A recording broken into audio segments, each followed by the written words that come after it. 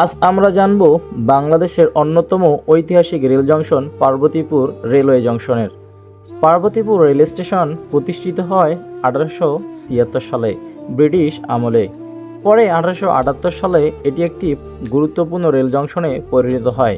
সেই সময় কলকাতার সঙ্গে উত্তরবঙ্গ, রংপুর, লালমনিরহাট, সৈয়দপুর ও ভারতের বিভিন্ন অঞ্চলের রেল যোগাযোগে পার্বতীপুর ছিল অন্যতম প্রধান কেন্দ্র।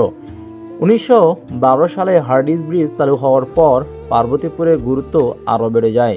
ব্রিটিশ আমলে এখানে গড়ে ওঠে বিশাল রেলওয়ে কলোনি, যেখানে ছিল কর্মকর্তা কর্মচারীদের বাসস্থান।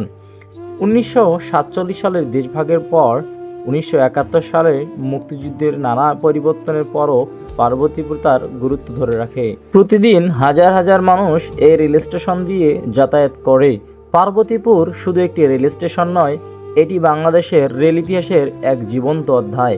ব্রিটিশ আমল থেকে শুরু করে স্বাধীন বাংলাদেশ পর্যন্ত প্রতিটি সময়ে এই জংশনে দেশের অর্থনীতি, যোগাযোগ ও মানুষের জীবনযাত্রায় গুরুত্বপূর্ণ ভূমিকা পালন করেছে।